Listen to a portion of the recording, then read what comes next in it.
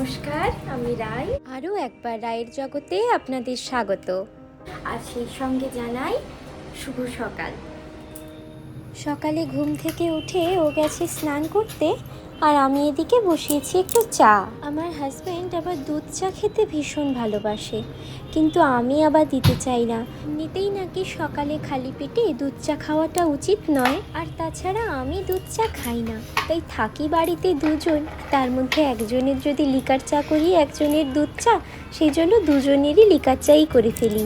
চাটা ফুটে গেছে, আর এদিকে আমি বিস্কুটটাও রেডি করে নিয়েছি। ওরও স্নান করা হয়ে গেছে, আর এখন পুজো সারছে। বেশিরভাগ দিনই আমি বাড়িতে পুজো করি, তবে কোনো কোনো দিন যেদিন ওর ইচ্ছে হয় পুজো করার, সেদিন ও সকালবেলায় ঘুম থেকে উঠে স্নান করে পুজো দিয়ে তারপরে দোকানে যায়। আর তাছাড়াও সকালে স্নান করে পুজো সেরে বাড়ি থেকে বেরোলে সারাদিন মনটাও ভীষণ ফ্রেশ থাকে। রোজ একসঙ্গে চা খেতে বসে আমাদের গল্প হয়ে যায় যে সারাদিন কী রান্না হবে। ও আজকে সকালবেলায় দোকান যাওয়ার আগে পুজো করে দিয়েই গেছে, তাই আজ আর আমার পুজোটা নেই। পুজো করে চা খেয়ে তারপর দোকান চলে গেছে। তো এখন আমি যাব, একটা পার্সেল এসছে, সেটাকে ঢোকাতে হবে। আর মায়ের কাছে যেগুলো পাঠানোর কথা ছিল সেইগুলোকে গুছিয়ে রাখি। ও দুপুরবেলায় দোকান যাওয়ার সময় নিয়ে যাবে বলেছে। চলুন সে কাজগুলো করে ফেলি। আর আমার কিছু হাতের কাজও রয়েছে, সেগুলোকেও সেরে ফেলি। তারপরে আছে রান্না। আজকে সকালবেলায় পুজো করে দোকান যেতে একটু দেরি হয়ে গেল বলে এটা আর নিয়ে গেল না।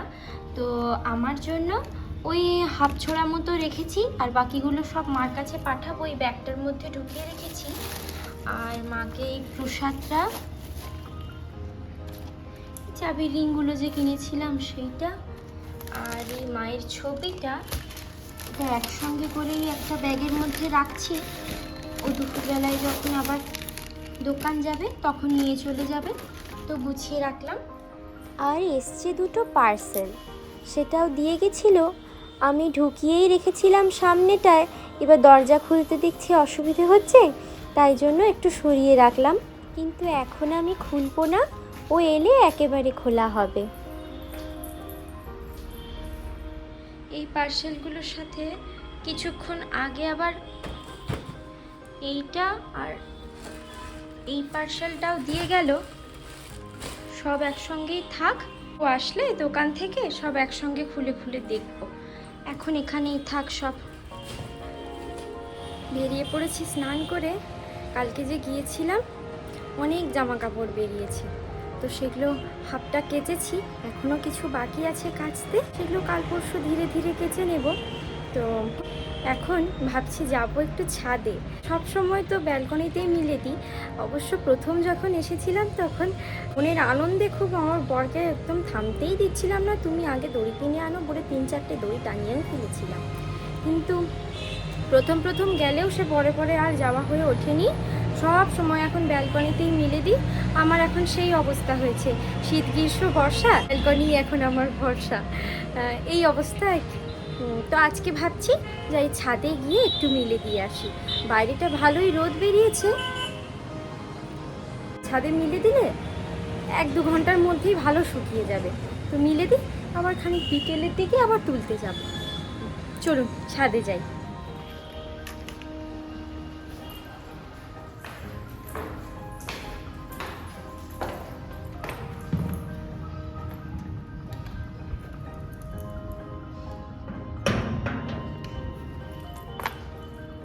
চলে এসেছি ছাদে, এবার জামা কাপড়গুলো সব মেলে দিচ্ছি।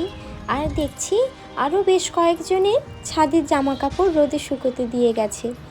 ওই কয়েকজনই দিয়ে যায় যারা ওপরে ওপরে থাকে, নিচ থেকে তো আর কেউই উঠে আসে না, লিফটে করে আসতে হয়। তবুও ছাদে আসতেই সবার কষ্ট, তো সবসময় ওই 2-1 জনের ঘরেই মিলে আর কি ছাদে জামা কাপড়গুলো। আর না হলে ছাদটা প্রায় সময় পুরোটা ফাঁকাই থাকে। একেবারে মেন রোডের ধারে বিল্ডিং, তো এত আওয়াজ, সারা সময় গাড়ির আওয়াজে ভর্তি। এখানে যখন প্রথম আসি তখন তো রাত্রিবেলাতেও গাড়ির আওয়াজ শুনতাম, ঘুম ভাঙলেই শুনতাম গাড়ি যাচ্ছে। কিন্তু এখন থেকে থেকে গাড়ির আওয়াজগুলো এখন অভ্যাসে দাঁড়িয়ে গেছে, তাই এখন আর কিছু মনে হয় না। তো যাই হোক, জামা কাপড় তো মেলা হলো। এবার সবেতে ভালোভাবে ক্লিপ আটকে দিতে হবে। আসলে এত হাওয়া তো একটা করে ক্লিপ দিলেও ভালোভাবে থাকতে চায় না।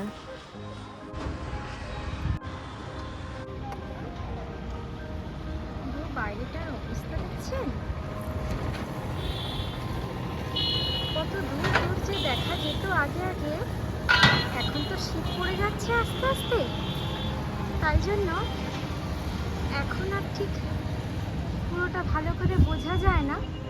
না হলে আগে অনেক দূর পর্যন্ত দেখা যেত, এখন তো প্রায় সময়ই কুয়াশায় ঢেকে যায়, তাই ঠিকঠাক বোঝা যায় না।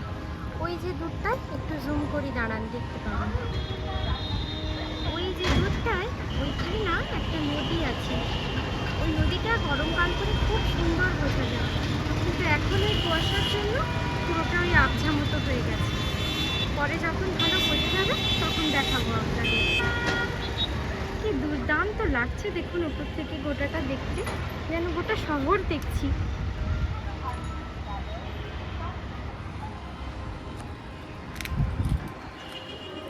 চলে এসেছি রান্নাঘরে, রান্না করব বলে। আজকে তেমন বেশি কিছু রান্না করার নেই। একদিকে ভাত বসিয়েছি আর একদিকে করব একটু কুঁদরি আলু ভাজা। এর আগের বারে যখন আমি মায়ের কাছে মানে আমার শ্বশুর বাড়িতে গিয়েছিলাম, তখন তো আপনাদেরকে বলেইছিলাম যে মা ব্যাগ ভর্তি করে সব গাছের সবজি পাঠিয়ে দিয়েছিল। তো সেই সবজিগুলো না বেশ কিছুদিন হয়ে গেল সেগুলো রান্না করা হয়নি। তো আস্তে আস্তে দেখছি সব সেগুলো পেকে যাচ্ছে। তো এবারে না খেয়ে নিলে সব না ধীরে ধীরে নষ্টই হয়ে যাবে, এবার ফেলে দিতে হবে। অনেক দিন তো রান্না করাও হচ্ছিল না, তাই সেগুলো রান্না হয়নি। সবজি আছে, তার মধ্যে ভাবছি আজকে কুঁদরিটা বের করে কুঁদরি আলু ভেজে ফেলবো।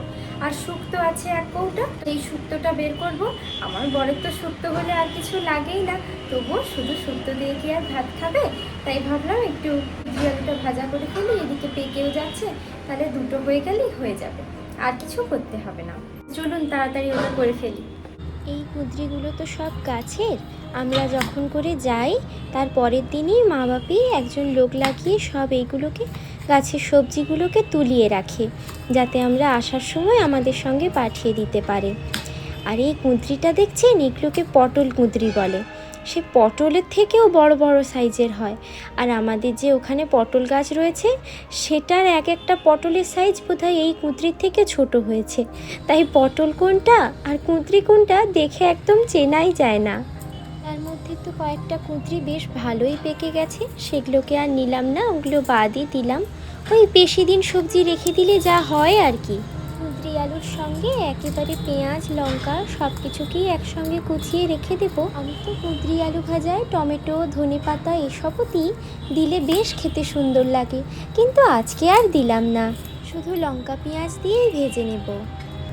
প্রথম যখন এখানে আসি তখন তো আমি বটিতে সবজি কাটতাম, কিন্তু তারপরে দেখলাম একা থাকি তো রান্না করতে একা একা, তারপরে যখন বসে আবার সবজি কাটছি তাড়াতাড়ি করে উঠে এসে কড়াই আবার নাড়তে না খুব অসুবিধে হতো। সেজন্য বটিকে একদম গুছিয়ে দিয়েছি, এখন সব ছুরিতেই সবজি কাটে। এতে দেখি বেশ সুবিধে হয়, একদিকে কাটলাম আর একদিকে কড়াইতে খুন্তিটা নাড়লাম, তাতে আর কোনো অসুবিধে বুঝতে পারি না। যাই হোক, গল্প করতে করতে আমারও সব সবজি কাটা হয়ে এসছে। এবারে কড়াইতে তেল দিয়ে ভাজতে বসিয়ে দেব। দুটোকে একসঙ্গেই দিয়ে নুন হলুদ দিয়ে ভেজে নেব। ব্যাস, কুঁদরি ভাজাও আমার হয়ে গেছে, এবার প্লেটে করে নামিয়ে নিচ্ছি। প্লেটটা না আর একটু বড় নিলে ভালো হতো, তখন বুঝতে পারিনি ছোট একটা প্লেট নিলাম, কিন্তু এখন দেখছি বেশ অনেকটা হয়ে গেছে। আর এদিকে শুক্তোটাও গরম করতে বসিয়ে দিয়েছি। ও দোকান বন্ধ করে চলে এসছে। আসার সময় এই তারা মায়ের ভোগ হয়েছিল, সেখান থেকেই প্রসাদ পাঠিয়ে দিয়েছে, ও সঙ্গে করে নিয়ে এলো। তো যাই হোক, বেশ ভালোই হয়েছে। তো এটা আমরা রাতে খেয়ে নেব। এসেছি ছাদে জামা কাপড় তুলতে। এই দেখুন আপনাদের একটা জিনিস দেখাই। এইখানে ওই যে দূরে মাঠটা দেখছেন, ওই মাঠেই এই শীতকাল করে প্রত্যেক শীতে একটা মেলা বসে, ক্ষুদিরাম মেলা। দাঁড়ান জুম করি, দেখছেন সেই মেলার বাঁশ পড়ে গেছে। আবার কয়েকটাতে তো তিরপলও দেওয়া হয়ে গেছে। কতটা জায়গা জুড়ে মেলাটা বসে, আমি আজ পর্যন্ত কখনো এধার থেকে ওধার পুরোটা ঘুরে শেষ করতে পারিনি। কতটা বাঁশ দিয়ে সব দোকানপাতিগুলো যে বসবে সেগুলো বাঁধা হয়ে যাচ্ছে, দেখছেন? তো এবার যখন যাব তখন আপনাদেরকেও সঙ্গে করে নিয়ে যাব। অনেকটা জায়গা জুড়ে মেলাটা হয়। ওই পাশে তো রোড দিয়ে একটা রাস্তা আছে, ওর দিয়েই সবাই যাতায়াত করে। আর এইখানে এই বিল্ডিংয়ের পেছন দিকে এই যে দেখছেন রাস্তাটা গেছে, এইখান থেকে ওইখানে কোণের দিকেও একটা গেট করে, যেখান দিয়ে ওই মেলায় যাওয়া যায়। তো যখন যাব আপনাদেরকে সঙ্গে করে নিয়ে যাব। কি সুন্দর লাগছে দেখুন দূর থেকে পুরো জায়গাটা।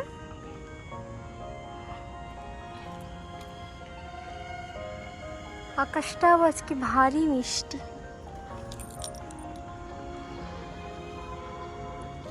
পড়ন্ত রোদটা গায়ে এসে লাগছে, ভীষণ সুন্দর লাগছে। আকাশটাও কি সুন্দর লাগছে দেখুন, তাকানো যাচ্ছে না। ঠিক আছে, চলুন যাওয়া যাক। আরও কিছুক্ষণ দাঁড়িয়ে এই রোদটা গায়ে মাখছিলাম, তারপরে নিচে নেমে এলাম। জামা কাপড় সব সুন্দর শুকিয়ে গেছে, চলুন আমিও এবার এগুলোকে গুছাই।